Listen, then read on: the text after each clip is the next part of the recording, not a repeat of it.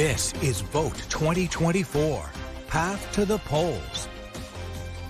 The Supreme Court's immunity decision may have surprising consequences and reverberate on things other than the powers of the presidency.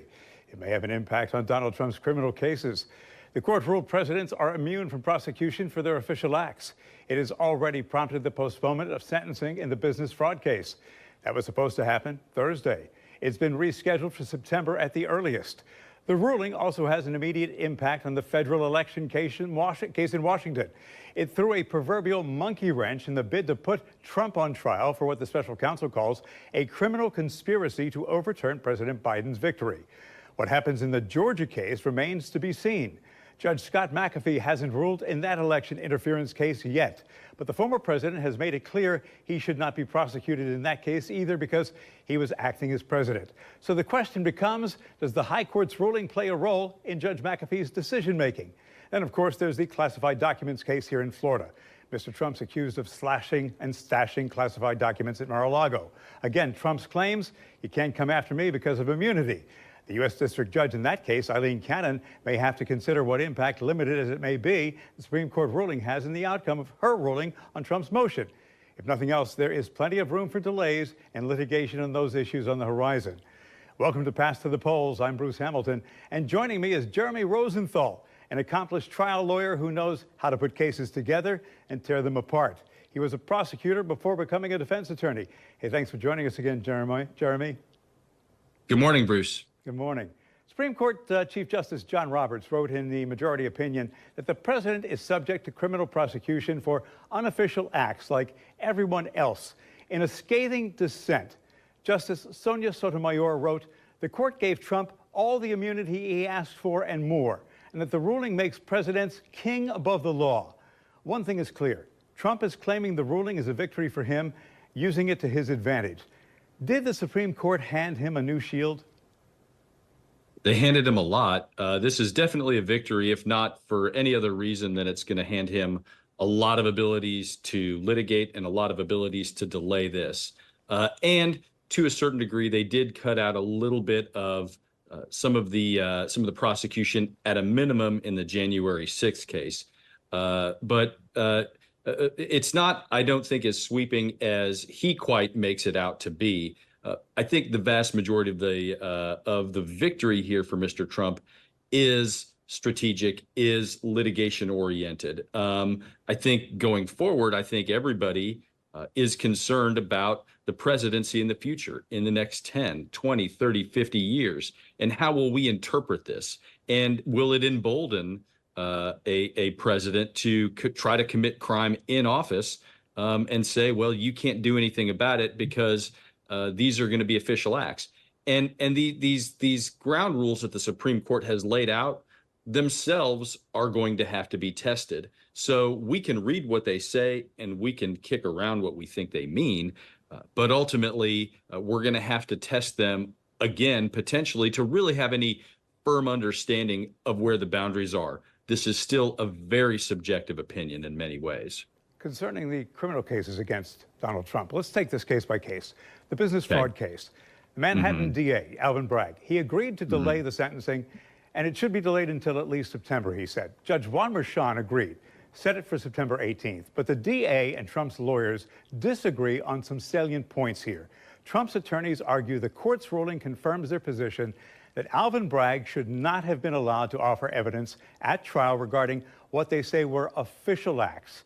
And as a result, Trump's guilty verdict, they say, should be set aside. The DA's office says the Trump arguments are without merit. Your thoughts?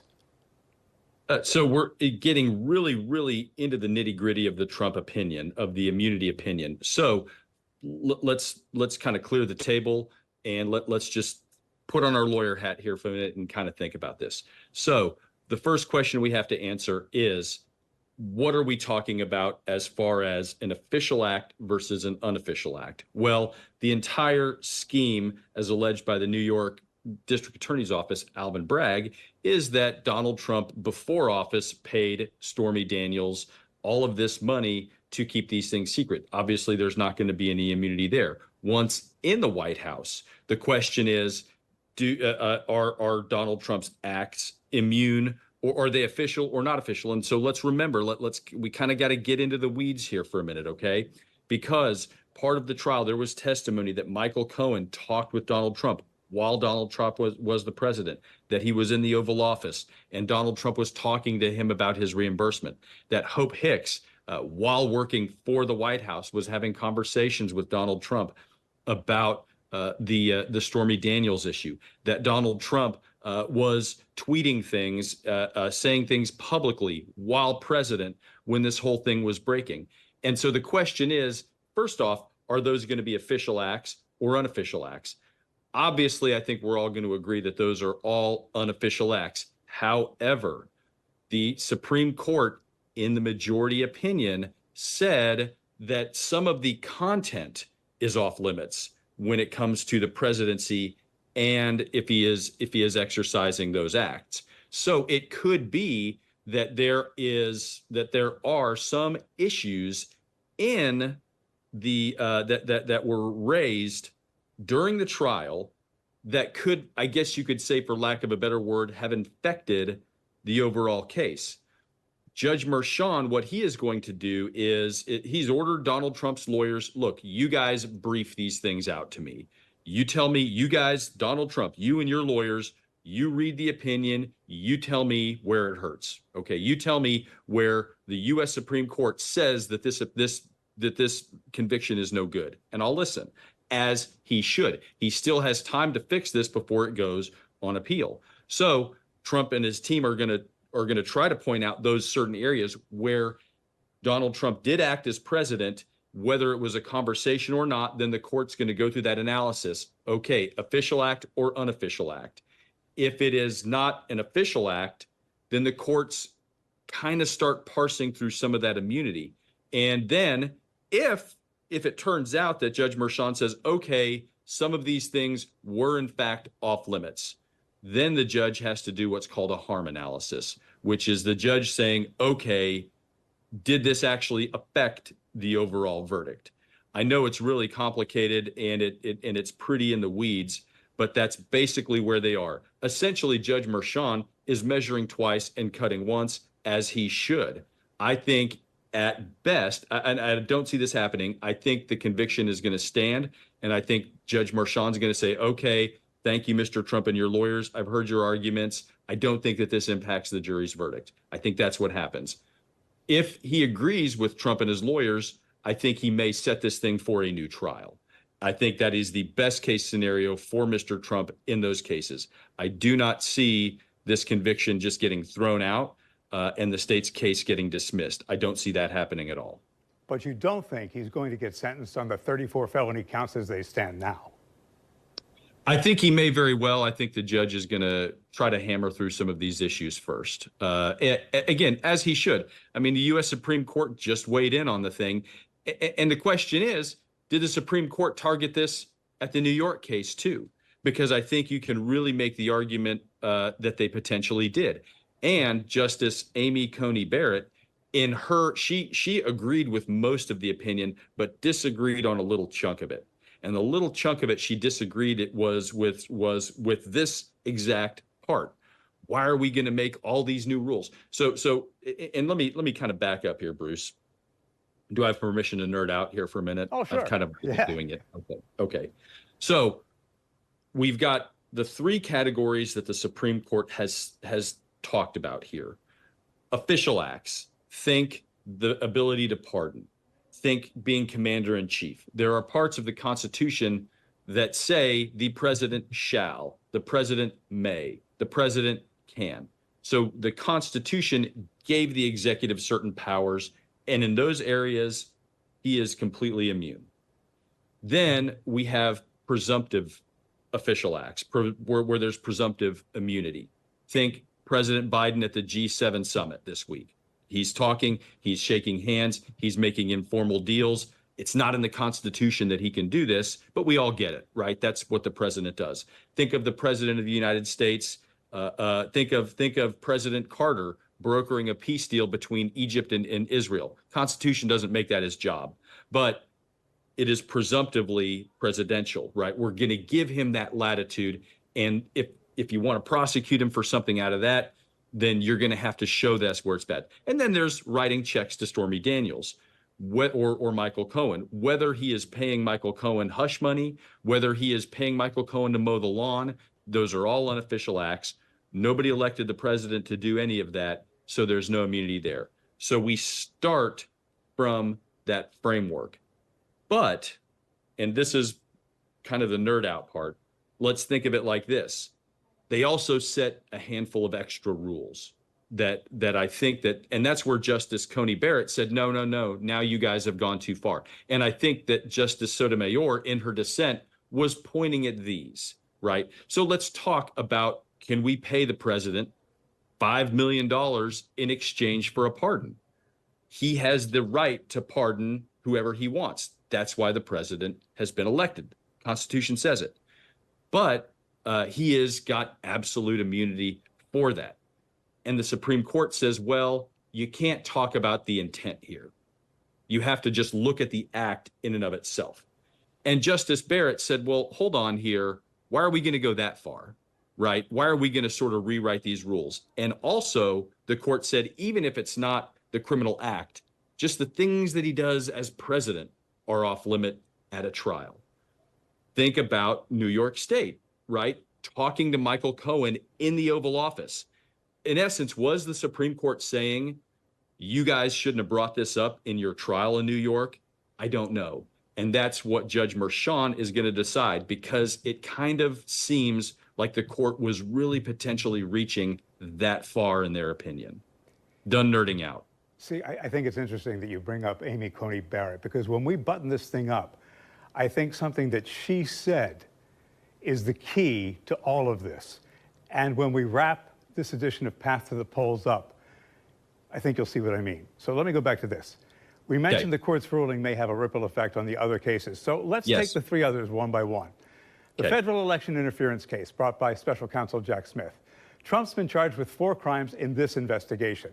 2 relate to the disruption of Congress certification of the electoral vote on January 6th. 1 alleges a scheme to defraud the United States through a sustained effort to impede the collection, counting, and certification of votes in that 2020 election. And the 4th charge accuses Trump of a conspiracy to deprive citizens of a right secured under federal law, specifically the right to vote and to have one's vote counted. So the status of this: an initial trial date set for March 4th, 2024 was called off after Trump's efforts to be declared immune from charges related to his conduct as president stalled pretrial proceedings. Now that the courts issued its ruling on immunity and sent the case back to the lower courts, it is unknown when that trial is going to be held, but certainly not before the election November 5th. So the quandary for Judge Chutkan here is to determine what counts can stand and what can't. That's exactly right. And you have another opinion that the Supreme Court ruled on earlier in the week, which talks about the conspiracy, the conspiracy on January the 6th. That law, which was in that case was a 6-3 opinion, but in that instance, I think Justice Barrett actually sided with the 3, and Justice Ketanji Brown Jackson, she sided with the majority on this, and what they said was, look, this conspiracy law was made to keep people at Enron from shredding all the documents, to disrupt an official proceeding. So it has to be disruption by way of essentially documents or things like that. Does Jack Smith go back to the table? Does he say, okay, well, this fake elector scheme was the disruption that qualifies? He may feel good about that. He may not. But you're absolutely right. Judge Chutkan, what she's going to have to do is she is going to have to go line by line through this indictment, and she is going to have to balance the Supreme Court's mandates, which say, okay, what are official acts, what are unofficial acts, and which are presumptively official, and has the government overcome those? And it's going to have to be a very detailed line-by-line analysis. That may very well be before the election. That also may be very public. I'm not saying Mike Pence is going to be on the witness stand at some point in September or October, but that's what we may see. So we may not see a trial, but we may very well see some of these witnesses who have testified at the grand jury, who so far we don't know exactly who they are or what they've said. We may see those things. So in essence, while Donald Trump may want to avoid these things being aired publicly before the election, they may lose this battle. We may have a very public hearing where all of this dirty laundry is aired, with Judge Chutkan basically saying, okay, this is immune, this is not immune.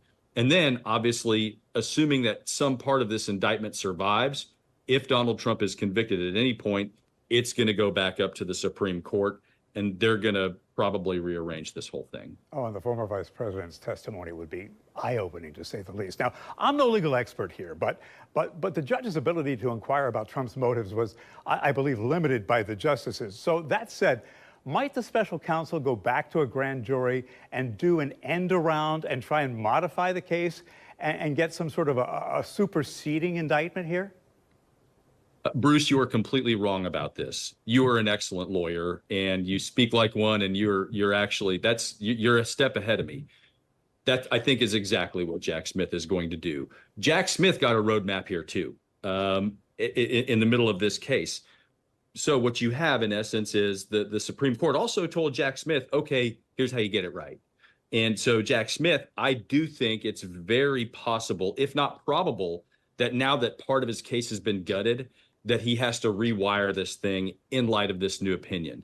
How he does that, I don't know. He may make it more focused on some of the things that are more clearly out of bounds, because I do think the Trump opinion did reference, look, this idea of fake electors, that's nowhere in the Constitution, Mr. President. That doesn't come under your abilities to, that's not your job as commander in chief. That's not your job necessarily as the chief executive. It doesn't fall under any of those things.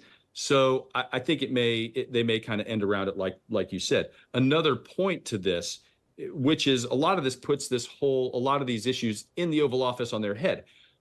In the New York case, the prosecutors there showed this man did these things, a lot of them in the Oval Office, for shame.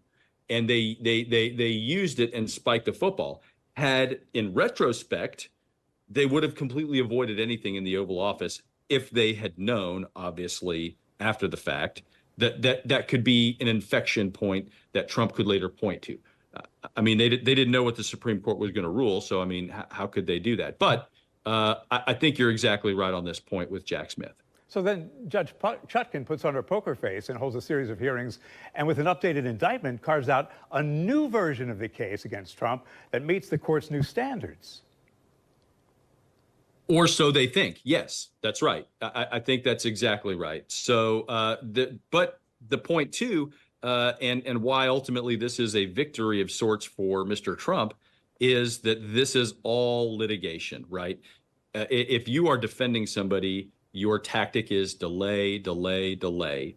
Every day your client is not on trial, every day your client is not in handcuffs, is a victory. If your client happens to be has a big job interview the first week of November, and you can delay the whole thing until after that, then in some instances it's a limited success. But this is all going to be the subject of all these litigations. And yes, we're going to see a whole lot of chess from this point forward between Jack Smith, also between Mr. Trump's lawyers. So if it plays out like this, do we assume there's some ambiguity in the case and there could ultimately be some airing of evidence in the judge's courtroom?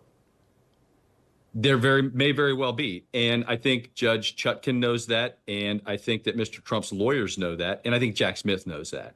So I wouldn't be surprised to see a kind of a bloodbath of a hearing before the election. So again, you may win part of the battle, but you might lose that part of the war. And obviously that has the very real possibility of influencing public opinion prior to the election. All right, so let's move on to the election interference case being handled in Georgia State Court, one being prosecuted by Fani Willis.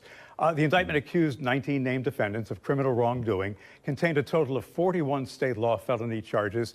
13 of those felonies were leveled against Trump. March 2024, Judge Scott McAfee threw out 6 of the charges, including 3 against the former president, because McAfee found that the allegations supporting the charges weren't detailed enough. But prosecutors can refile those charges with more details, and the most serious charge still stands, an alleged violation of the state's Racketeer Influenced and Corruption Organizations Act, commonly known as RICO is what people call it. That law allows prosecutors to package together disparate crimes if those crimes advance a single corrupt enterprise. The status of that court hearing right now. Georgia case is currently delayed as an appeals court considers Trump's challenge to Judge McAfee's decision not to disqualify Fani Willis, though experts suggested that Trump could likely use the immunity ruling to extend the delay if or when the case is remanded back to Judge McAfee. Now, this case here is shaped by the fact that it focuses on Trump's conduct while president. So the rule for absolute immunity may apply here, would it? This thing is an absolute mess. Of all the cases right now, this is by far the most bogged down, stuck in the mud case of all of them. As you mentioned, we're not even talking about the immunity issue yet. We still have to fight through the disqualification motion, which is at an intermediate court of appeal who has 0 time frame, who we don't know the politics of that court of appeals relative to the Fulton County judiciary. So we just have no idea what's going to happen. When it does come back, we're absolutely going to have to do the same thing that Judge Chutkan is doing, which is the trial court in that case is going to have to conduct an analysis, what's official, what's not official. 100% of the acts, as alleged, were while Donald Trump was in the White House. So we're going to have to go through all of those things. It may be that some of them survive. It may be that it guts a good part of it. It does give Fani Willis and her team a roadmap similar to Jack Smith. This thing might not get to trial even in 2025. So this one is a long way off. And it is, again, this one's stuck in the mud big time. But the thing that may unstick it, the bugaboo here, is that some legal analysts suggest the Georgia case's emphasis on conduct related to state officials, private individuals, could actually help prosecutors. And the reasoning, from what I understand, is those interactions are less likely to be considered official acts. That's correct. Again, the judge is going to have to go through all that, right? Because remember, the Constitution, if it's enumerated in the Constitution, the president has absolute immunity. If it is one of those things, again, think the president helping a labor union solve a dispute with management, right? We're going to bring Teddy Roosevelt's going to bring everybody into the White House, and we're all going to sit there and he's going to stand on you until you've made a deal. Think about that. Think about President Biden at the G7 summit. President of the United States gets on the phone with the state official, and we can't really talk about the intent there, but we didn't elect the president of the United States to get involved with the state official, did we? So the judge is going to have to go through that analysis. But I believe that you're correct. Ultimately, I think the court will come back and say, that's not an official act. There's no immunity for you, Mr. Trump, getting on the phone with the Georgia Secretary of State, Brad Raffensperger, and threatening the guy, if that's what the evidence shows. So I think ultimately you are correct. The fact that he is dealing with these state officials is going to make it unofficial, but we still have to go through the legal process to get there. All right, then there's the classified documents case in South Florida. When Path to the Polls continues, we take a look at efforts at that case that seem to be dragging on as well. And Justice Amy Coney Barrett's take on the immunity ruling, which specifically addresses Trump's fake elector scheme and may throw a wrench in many legal arguments. That and more when Path to the Polls continues after court takes a quick recess. Welcome back to Path to the Polls.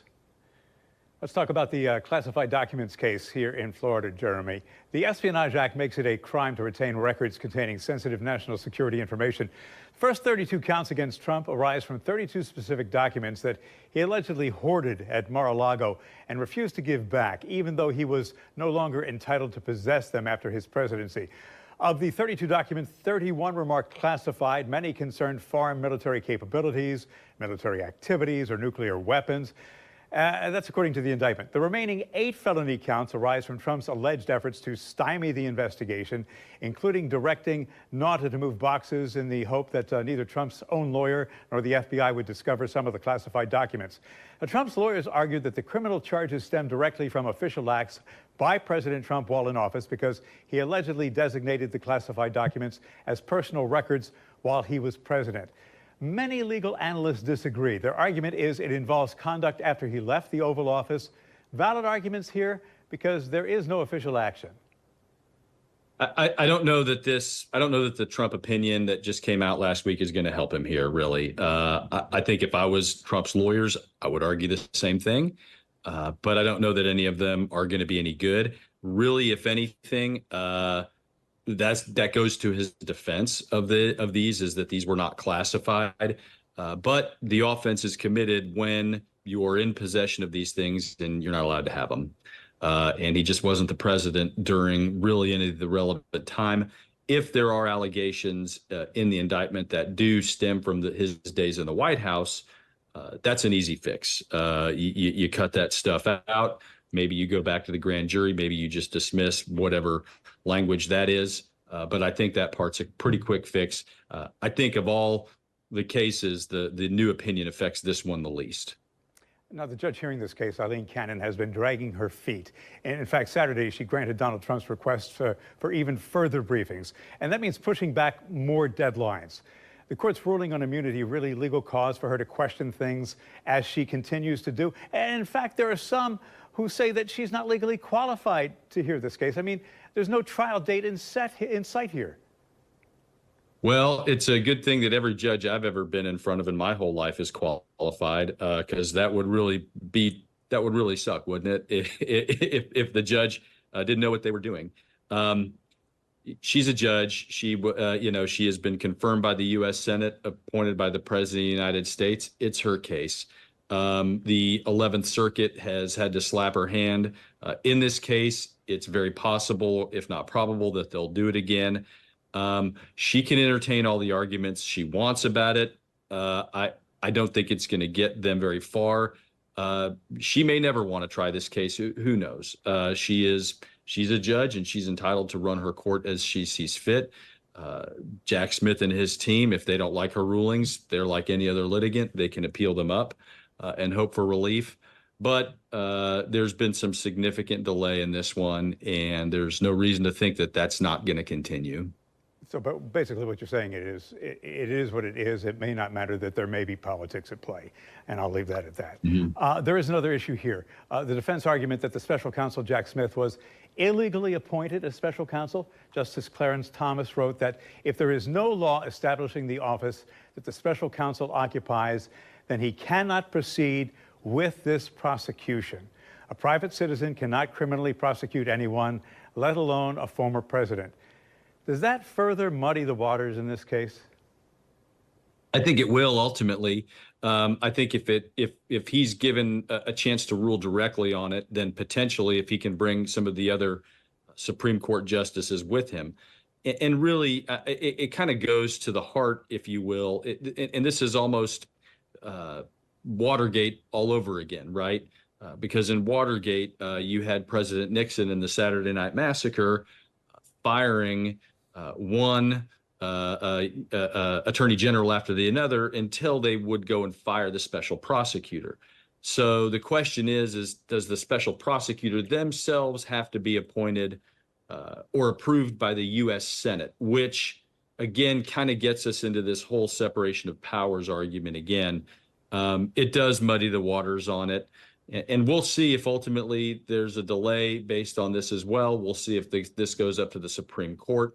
This could potentially very badly shatter the framework of how we have investigated presidents in the past. Because, and to kind of go back, and I promised I wouldn't nerd out and I'm like every other lawyer, and this promise is like every other promise that a lawyer makes. You just break the thing.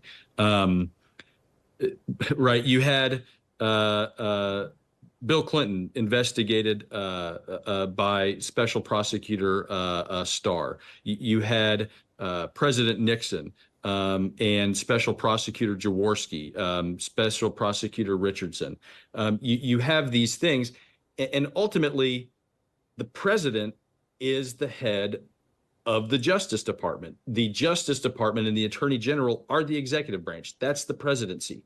So how do you prosecute a sitting president or a former president when the people at the very top don't want to be investigated? That is a separation of powers problem. So if Clarence Thomas is right, then you've got to get Congress to appoint that person. But then what you could have is you could have a party who is in charge who doesn't want to do that either. And it really frustrates and thwarts that. So does this mean that we're going to re-examine the framework where we reevaluate or we evaluate the executive? And if so, is there anybody that can really do that? Clarence Thomas may tell you, well, if you don't like the president, impeach him. And if the president does an official act that you don't like, if it is a high crime or misdemeanor, you can impeach him. There's no immunity from impeachment. So he may tell you that. Maybe it's a subterfuge to just get rid of Jack Smith because you don't like the guy. But we'll see where this goes. This issue may have more legs than I think some people are going to like. You know, I don't think you're nerding out here. And the reason I say that is because I don't necessarily think it's just muddying the waters. I read an article in the New Republic, and the headline was, does this decimate Jack Smith's case? You know, so you have to ask, does it upend all his work? So no, you're not just nerding out here. I mean, it's a valid question, and it's one that's going to be asked and looked at. Now, if you're looking for a silver lining here for Smith, it may be that Judge Chutkan, as one analyst put it, now takes back over with a fact-specific analysis whether Trump's actions, this goes back to what we were talking about before, were official acts or not. That's right. So yeah, Judge Chutkan, look, I mean, and you've got Judge Cannon, who is making her decision on the situation. She is gonna, and that could get appealed up to the 11th Circuit by Mr. Trump. And then the 11th Circuit could agree with Judge Cannon or not, and then the U.S. Supreme Court could invalidate the framework. They could invalidate Jack Smith's appointment, is what they could do. And now, and that could ultimately, by extension, unplug Judge Chutkan's case in Washington, D.C. It may be well after the fact, but it could do it. And in the interim, again, there could be a very public hearing about this immunity, and maybe those people who are, I guess, not to, you know, the folks who want their pound of flesh out of Mr. Trump, that may be as good as they're going to get before the election. And ultimately, whether or not he is convicted of any of these things still remains to be seen. Again, notwithstanding the New York case and Judge Merchan, who we talked about a while ago, they're kind of in their sort of disinfectant role, if you will.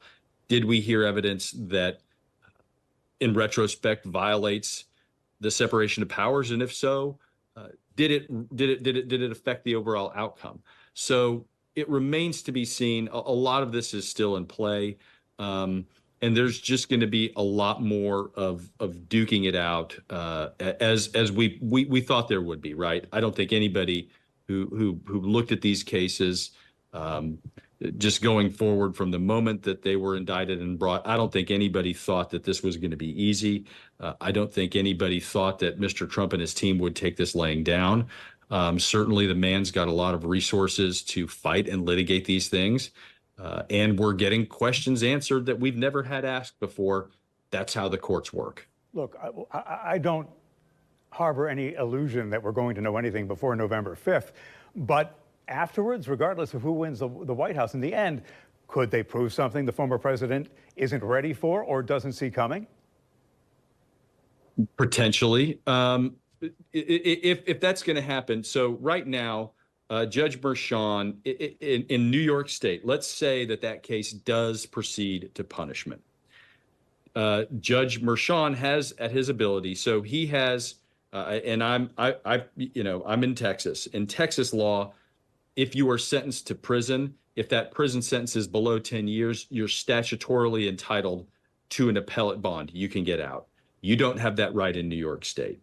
So Judge Merchan could lawfully tell Donald Trump, I am sentencing you to 20 years, go with the bailiff, and the bailiff can take him right there. Legally, that can happen. I think it's very unlikely for a lot of reasons, not the least of which is that 9 out of 10 people charged in Manhattan with this offense get probation. I mean, I don't think that happens, but legally something like that could happen. The option is there. It could be that Judge Merchan puts Donald Trump in jail for a short while based on the contempt, based on some of the things that happened during the trial. Things like that could happen. If there is a curveball left before the election, the two areas where I think you're going to see it are the January 6th. I think that Judge Chutkan can have a hearing that is gory, right? That's going to be where they're going to flesh out a whole lot of these immunity issues, and Judge Merchan's sentencing. So I think that those are the two areas. If we're going to get a curveball before November 5th, I think that's where it's going to be. All right, let me go back to something I said I was going to do and put a bow on all of this, throw it back to the Supreme Court. Is Donald Trump celebrating a bit prematurely, which he did do on social media? And I ask that because Justice Amy Coney Barrett says presidential immunity does not apply to Trump's fake electors scheme. Specifically, Barrett agreed with liberal Justice Sonia Sotomayor's dissent that acts which take place while a president is in office should be allowed to be introduced as evidence in a criminal trial, writing specifically about Trump's fake elector scheme, quote, "In my view, that conduct is private and therefore not entitled to protection." How does that play in all of this, Jeremy Rosenthal? It shows you how fragile this Supreme Court alliance is. You've got 6 conservative justices, and you've got one who's kind of sort of saying, well, hold on here. Let's not get too far away from this. And so if you are prosecuting Donald Trump and Judge Chutkan does rule that the fake elector scheme is not legal, or is not is not an official act, and then you got that wonky rule about what they can consider and not consider, and it goes back up to the Supreme Court. Does Justice Coney Barrett, is she able to pull one more vote away from that 6-3 majority? Because if she does, then you've cracked the code. Then you have prosecuted him successfully, and the Supreme Court at that point would be 5-4 in your favor if you are just kind of doing the math and counting the numbers. So it shows you just how they got their X-Acto knife out. And really, I mean, this is a very, very long opinion. These justices are all very smart. They are the best. I mean, they are the creme de la creme, if you will, of legal scholars and analysts and analysts. You can like them, you can hate them, you can agree with them, you can disagree with them, but they know what they're doing, and they're measuring twice, like I said, and cutting once. And Justice Barrett was very deliberate in the language that she used about that fake elector scheme. And again, and she also said, I don't know what we're doing here by making some of these other rules. I don't know why the rules of evidence can't handle this. I don't know why the jury can't hear that the President of the United States, in essence, had a conversation with the Justice Department that said, I want you to investigate this. The jury can decide that on their own. Why do we as the Supreme Court need to make a new rule to block that part of it out? So I do think that the alliance, the 6-3, the 6 justices, I think it's a little more fragile than people think. Surprised at all that her writing was as specific as it was? Well, I mean, she's earning her paycheck, isn't she? These people nerd out. What can I say? But again, it's just things that that the lawyers kind of key on, and it's really nuanced language. And if this opinion, and when you let's fast forward, let's look at Justice Sotomayor's dissent. She says you've made bribery legal now, right? Because the president is has the absolute constitutional, completely immune power of pardon. We just said that, right? Because it's in the Constitution, he can pardon whoever he wants. And if he takes a bribe, now you're telling us, Supreme Court, that you're telling us that we can't talk about the president's intent in a trial about this. That's what makes this, I think in Justice Sotomayor's opinion, that's what makes him the king. That's what gets them over the top.